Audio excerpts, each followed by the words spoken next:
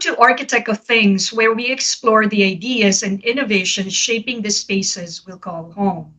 The inspiration behind Architect of Things comes from the traditions of architecture, a practice grounded in physical reality, now converging with the intersectionalities of culture, technology, and human experience. I'm Lira Luis, an American architect for open minded business owners who want spaces that truly work. I'm also a triple fellow, fellow of the RIBA, the Royal Society of Arts, and Frank Lloyd Wright's Taliesin Fellowship, having earned my Master of Architecture at the Frank Lloyd Wright School of Architecture. I serve as incumbent counselor of the RSA in the US, where Nobel laureates and Pritzker Architecture Prize laureates sit among my fellow members. Today, I'm honored to be joined by architect Regina Gonthier, president of the International Union of Architects. Architect Gonthier has an architecture practice based in Bern, Switzerland, where she co-directs it.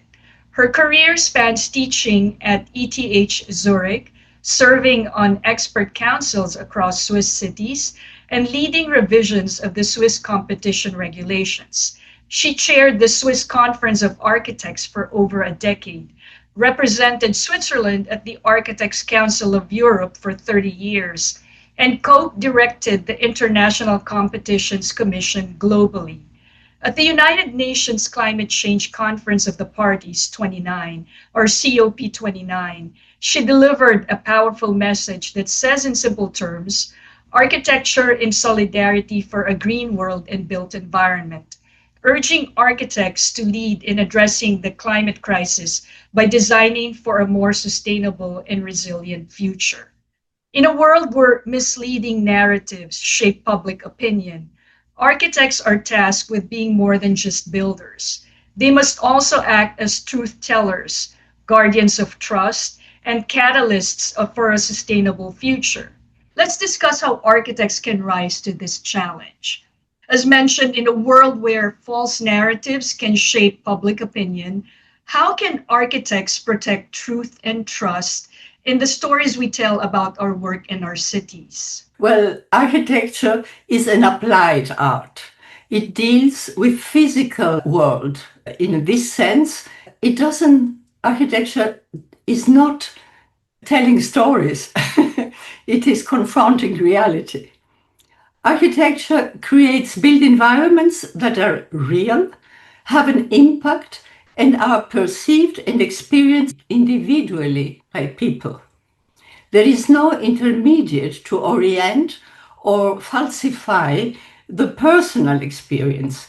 Perhaps the only thing that can influence is personal prejudices. The questions, I think, should be turned around in a certain way. What impact, what story does a building or a built environment tell? Architecture is responsible for what it creates, since the built environment has an impact on people and can influence their well-being. So I inverse your question. Yes, and that question of who shapes the reality is something also journalists and tech researchers have been wrestling for years. And their findings have huge implications of architecture. So cities risk losing their identity in a globalized digital world. How can architects design to protect a place's unique cultural voice? Well, people increasingly migrate from rural to urban areas in pursuit of greater opportunities and hoping to improve the quality of their lives. So the cities should provide social support, economic opportunities, and safe shelter. Cities must be seen as a dynamic hub of cultural innovation. We had a forum last November in Kuala Lumpur, and with the Kuala Lumpur Declaration, the UIA called for inclusion in the urban and territorial fabric and balance between tradition and innovation. UIA opposes to social exclusion and marginalization, encourages community participation, and advocates respect of diversity, which is actually enriching and contributes to identity. UA encourages the integration of traditional knowledge with modern technologies to create resilient and sustainable built environments and recognizes the important contribution of local craftsmanship to cultural identity. When we talk about tradition, we do not mean mimicry, blind copying, but reinterpretation. It is a creation, actually. During this term, we founded a new sustainability commission to reflect on a different approach to sustainability and to exploit the wisdom of tradition. Further, the UA advocates for the preservation and adaptive reuse, of course, of heritage buildings and spaces, for the respect of the collective memory and cultural identity of cities. Identity fosters the sense of belonging, and this is very important both for the well-being of people but also for social cohesion, which is a major challenge that we are facing. And further, architects, we are trained to recognize the characteristics and particularities of a place. These are essential and inspiring factors for the concept and the quality of the design, actually. Good architecture fits correct in a place and reveals the qualities of the place. Sometimes also it reveals qualities that were not visible before. That is what makes the difference of quality. Going back to your question, the answer is the well-known slogan, think global, but act local. This think global is inevitable since the challenges we face today are global.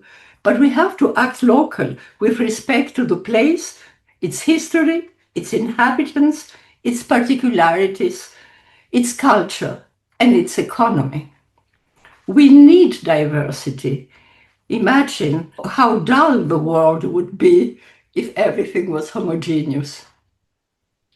Yes, and this, it sounds like this isn't really just an aesthetic concern. It's also about whose histories and values survive the future. So, tech studies show that certain voices and histories get erased, especially online.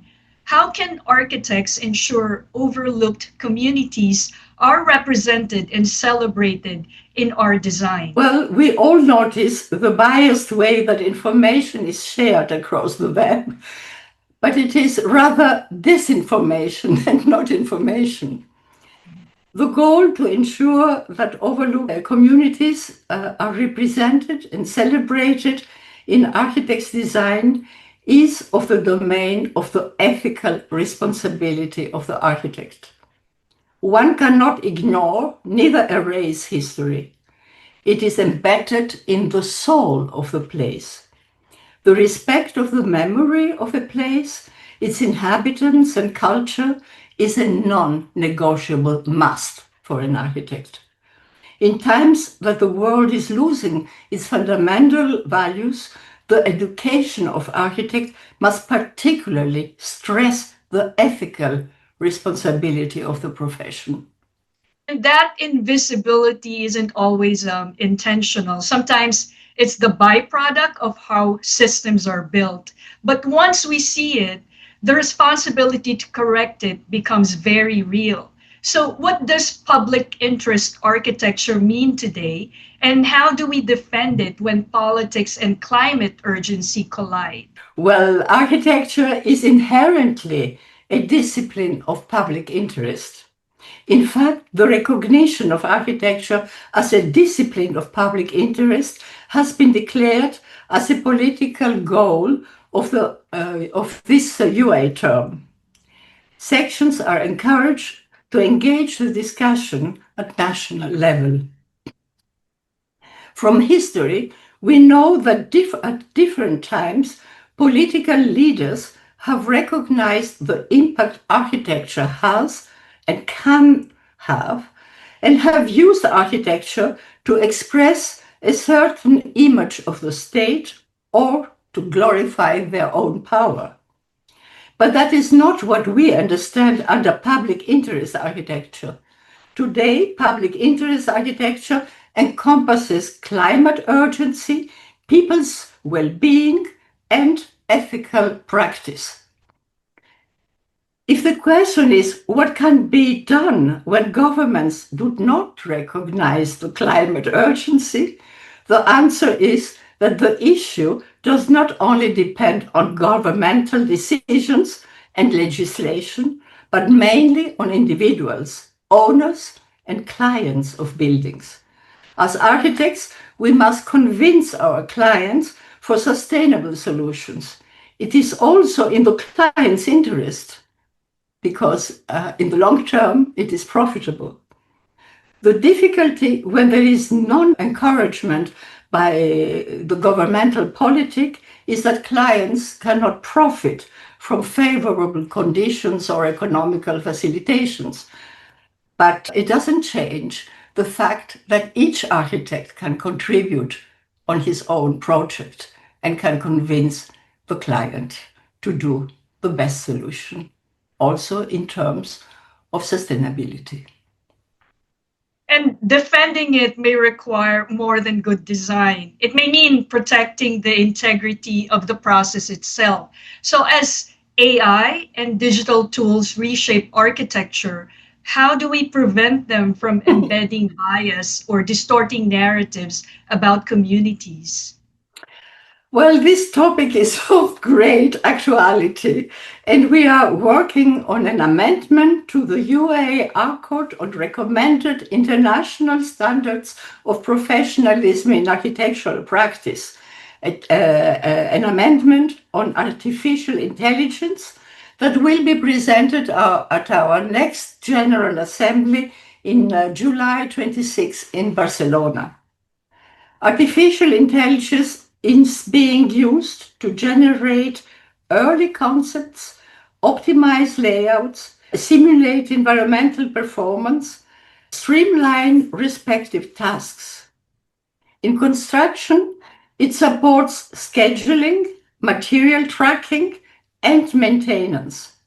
Artificial intelligence can increase efficiency, reduce costs, and improve precision across all design phases. It can assist with data analysis for climate responsive solutions and help architects deal with increasingly complex regulatory and technical environments.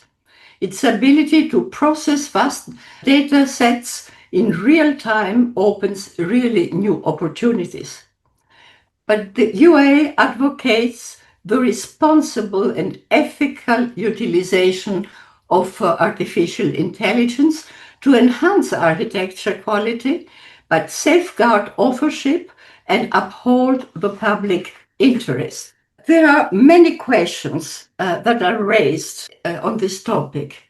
It is the first time that we are confronted with a technology that can take over, and that is not a joke. Algorithms are not neutral. We need transparency and accountability. Artificial intelligence is not just a tool. It is being developed to become an assistant or even more a partner that may hold its own opinions. So it is extremely important to keep the decision authority to the architect, the creator. It's also a matter of responsibility at the end. Liability aspects is another chapter on that. But artificial intelligence is not a neutral assistant, if it should be an assistant. It is a system designed by others, trained on specific data sets, and programmed with certain priorities. So we need ethical standards for it. We cannot just leave it in the air. In fact, we need that it is aligned with social goals. An essential aspect is the purpose for which artificial intelligence is used. It should benefit society, not serve individuals or companies. Of course, the anonymization of architecture is something that many fear, because with the right, in fact, because artificial intelligence assisted architecture may cease expressing cultural diversity. It is programmed with certain data and not with others. So it might have only specific cultural contexts and not deal with others. Well, the impact, what also worries us, is the impact on the professional practice and the society. Some human-made tasks will certainly not be performed by artificial intelligence in the future. And that means that at the same time, there will be new roles and skills that will emerge, but perhaps also it will provoke inevitable deep social changes. We also fear an increase of inequalities, because not all regions, not all offices or professionals will have equal access to technology or infrastructure. It will be expensive. It is not only expensive to buy, but it is also expensive to train the staff to Yes. work with it. So this inequality factor inevitably appear, and also between big and small offices. And the big offices are not necessarily the most creative. We know that the majority of offices, for instance, in Europe, are offices with less than 5 people. The access to the training is also something that will be could be also from the point of view of economical reasons also prohibiting for many offices.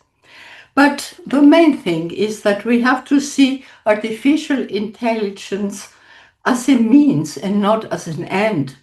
Architecture is not only about solving problems efficiently, technical problems efficiently, but principally, it is about making choices about how we want to live together, how we relate to our natural environment, and how we build a future that is equitable and resilient. And artificial intelligence can assist in this process, but it cannot define it. We must do that. Yes. So And the so, key questions is who decides and who programs? Can we trust those responsible for programming? Can we verify the information? This is also, that means we have to be trained for that. And algorithms should be moralized, but in an age where humanity is losing its fundamental values, the question is, with which ethics will they be programmed? These are questions that, of course, are deep questions to solve. But as long as we can use it as an optimization tool, why not? It's a good thing. yes, and the risks isn't just how tools work, it's in who gets to decide how they're used. Yes. So if architecture for a greener, better, safer, and more affordable habitat became a UN goal, as you mentioned in your COP29 speech, how could it help restore trust and truth in public discourse? Okay, well, we know that the 17 SDG goals are in crisis. We are approaching 2030, and according to recent reports, only 17% of the SDG goals targets are on track to be achieved by 2030 deadline. So it's not very much, that's only 17%. This means that a significant majority of the goals are either not progressing or are actually regressing. Architecture is crucial in everyone's life, but was not a topic under the UN Summit of the Future in New York last year. So our proposal was a kind of a provocation. If architecture for a greater, better, safer, and more affordable habitat became a UN goal, it could restore trust and truth in public discourse in three main ways: grounding political commitment in tangible human needs. Shelter is a basic human right, and habitat goes beyond physical buildings to include the broader environment where lives unfold. Making this a UN goal would connect global debates with the everyday realities of housing, safety, affordability, and ecological balance. These are the core of people's needs, and this gives people something visible and tangible in their own communities, countering perceptions that international agendas are abstract or detached and mostly related with financial issues. Another answer is that promoting transparency and inclusiveness in decision making.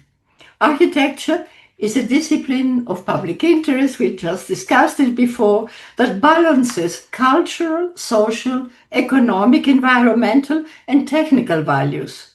Framing a UN goal around these principles would encourage participatory urban planning, respect for culture and diversity, and transparent frameworks for housing adequacy. This inclusiveness reduces the space for misinformation, since communities can see their voices reflected in concrete outcomes. Offering a unifying narrative of dignity and responsibility, our proposal stresses that there is no beauty in exclusion and that dignity for all must be a guided principle.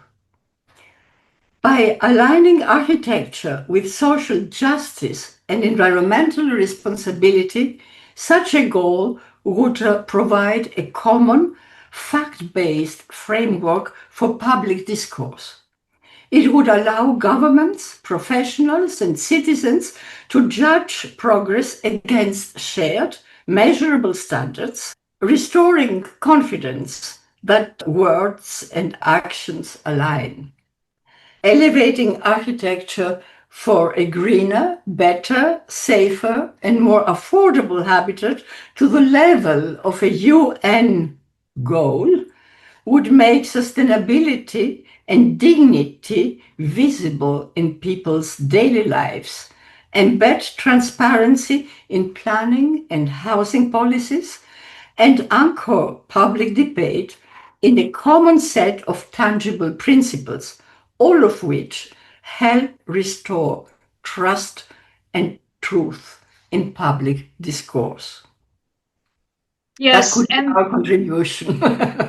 yes, yes. And that kind of framing might be exactly what the profession needs to unite globally around a shared purpose. So, how can architects cultivate courage and stubborn optimism advocated by the architect of the Paris Agreement and RSA Albert Medal laureate Christiana Figueres when facing misinformations or systemic resistance and rapid change? Well, architects, as other creators, are optimistic by nature because you cannot create if you don't have some perspective for the future. We create in an optimistic way the better solution for a given problem that is in the nature of our profession. And challenges are not necessarily only discouraging, they are also the contrary. They are stimulating. They are usually inspiring and promote solutions. So as architects, we are committed to quality and we aim to contribute to a better world. It is in the nature of our profession.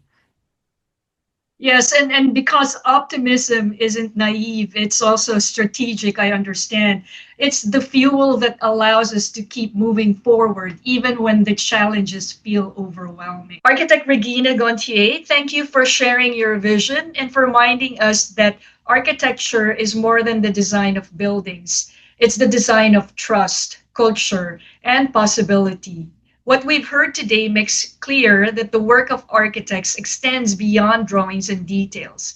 It's about shaping narratives that safeguard dignity, making the invisible visible, and insisting on integrity even in polarized times. It's about finding the courage to imagine a greener, safer, and more truthful future, and then building it together. And also, maybe you'd like to invite other architects for the upcoming conference of the UIA in Barcelona.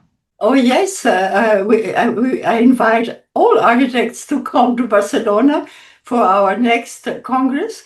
It will be a very significant Congress. And we had 30 years ago a Congress in Barcelona, exactly 30 years ago. I think it had more than 12,000 visitors. Everything exploded. People were with screens, all over the city. The whole city vibrated with this Congress, and it was significant at that time. And I'm sure that it will be also this time. So we must. It is important that architects unify in our efforts to make a better world, to make our contribution for a better world. The problem that we have often is that architecture has also a commercial aspect, and that can be counterproductive. It needs always to have the cultural aspect and not to be only focused in economic success, in doing something fast, because this is just building, it is not architecture.